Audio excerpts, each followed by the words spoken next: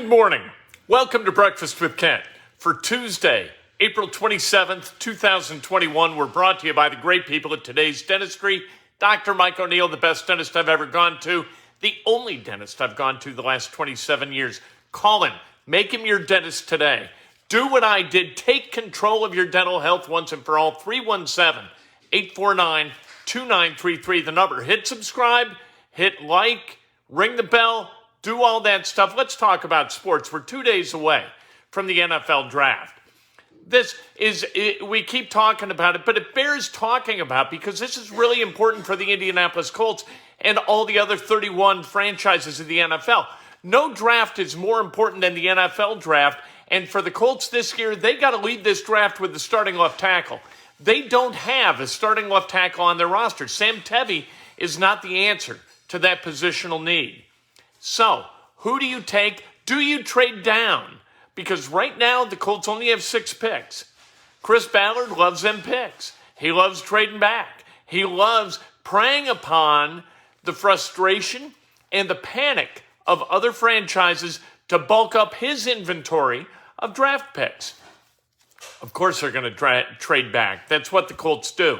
There are a lot of left tackles. Once you get beyond Penei Sewell and Slater and Vera Tucker, there are a lot of left tackles who cluster in that next group. There are probably 4 or 5 of them.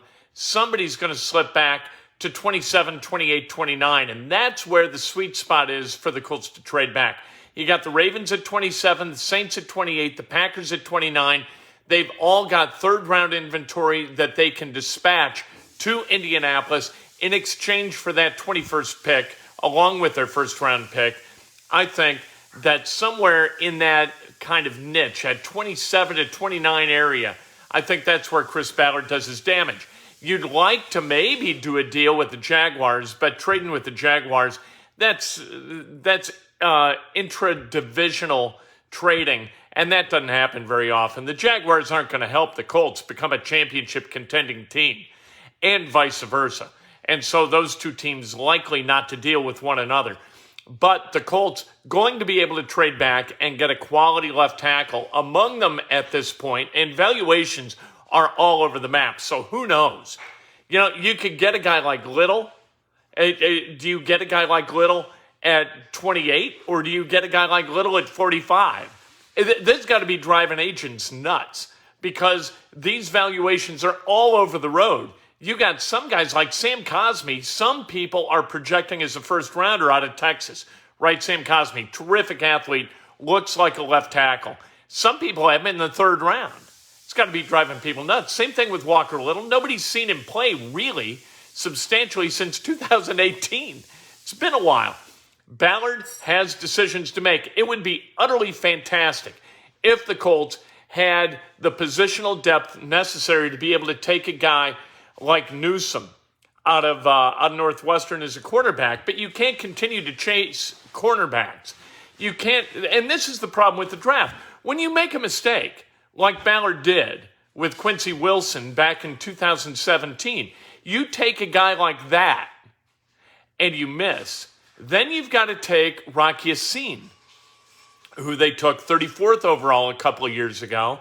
Ya-Sin, not necessarily a starting quality quarterback. He makes mistakes. He gets called for PI and defensive holding all the time. And so if you spend a pick, a 34th overall pick on a guy like that after trying to cover for your mistake with Quincy Wilson, and then another 2 years later, you got to use a first rounder to take Newsome, what are you doing, right? That's 3 picks to cover one spot. You don't want to do that if you're Chris Ballard. Greg Ballard used to be the mayor of Indianapolis. He isn't the general manager of the Colts. Hell no. Anyway, the Colts, and then you got to get an edge rusher, and there are a bunch of guys at edge that you kind of like, and not a bunch that you really buy into. Kwity Paye could be terrific. Jalen Phillips could be terrific, but he's got health issues. Had to retire from football, for God's sake, when he was at UCLA. You've got a guy like Jason Away, who is an athletic freak, but might be a swing and a miss. Do you take a shot on Jason Away early at 21 or at 27 through 29? and take a left tackle in the second or third round. Ballard's got decisions to make, and it's going to be fascinating, not just on the first night, Thursday night, but on Friday night too. Going to be absolutely riveting to watch this NFL draft transpire if you're an Indianapolis Colts fan. Put a thing out yesterday, who's the best shooter in Indiana basketball history? And people came back again and again and again saying, Steve Alford, and it's not close. Hey, if you didn't see Jay Edwards shoot the basketball, you missed something. It was awesome to watch Jay Edwards shoot. Jay Edwards' jump shot from beyond the arc defied physics. It landed on the rim when it hit the rim. It landed on the rim so damn soft, you couldn't hear it. It was fantastic. However, Steve Alford, how about this for Alford? Arguments for Alford, hit 53% in the 1 year that he played with the three-point shot, his senior year. He shot 202 times. Indiana as a team hit better than 50% from beyond the arc in 86-87. Alford shot 202 of the 256 threes that Indiana put up that year. But he wasn't the highest percentage three-point shooter on that team. Cree Smith, for God's sake, the actor, right? Cree Smith hit 7 of 8 from beyond the arc. Who knew? I didn't know until I looked it up. Jay Edwards is a freshman at Indiana. The year after Alford's senior year, hit 53.6% from beyond the arc, 48% for his career at Indiana, which lasted only 2 years. Jay Edwards was awesome. And I got a question last night. It was interesting. Who's the guy with the greatest amount of potential wasted at Indiana during his career? I said it's the same answer as the best shooter. It's Jay Edwards. Jay Edwards was phenomenally gifted as a basketball player, not just as a shooter, but an overall player. And that potential wasted in large part. Butler added Dave Ragland to the staff. He spent some time. If you're an Indiana basketball fan, you might remember him on the staff at Valpo or on the staff at Indiana State. Lately, he's been on the staff at Utah State. He's coming to Butler. Good for Butler adding that piece. The Blazers at the Pacers tonight, 7 o'clock. Pacers are in kind of that nether region of the playoff contention race. They're 9th in the East. This year, 9th place kind of gets into this 7 through 10 playoff dream that Adam Silver had to have. That's just ridiculous. The format is so complicated and so silly that I don't know why it even exists. They are 2 games in back of the Heat. They're 1 game in back of the Hornets. If they could get to the 7 seed or the 8 seed, they got a really good chance of playing in the real first round and not this play-in nightmare. But they're going to have to play well down the stretch, including tonight against the Blazers. That's a game that they should win. Adrain Moss has been named the head coach at Franklin Community High School. Good for Adrain. He played AU basketball with my son, like everybody in the world did. They're all coaches. Ben Bott's an assistant at Ball State. Zach Hahn, the head coach at Center Grove. John Ashworth, the head coach at Decatur Central. Nate Blank is coaching. All of these guys wound up being coaches. And we used to say when we watch it, it's like having 5 coaches on the floor. Little did we know.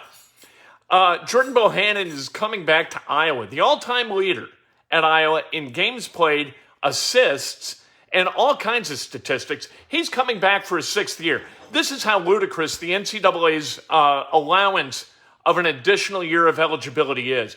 Bohannon coming back, a 6th year, like I said, he's going to take minutes away from a kid who wants to play college basketball. You're not going to continue to allow people these free years of eligibility. Toward what end is Jordan Bohannon coming back to Iowa? To do what?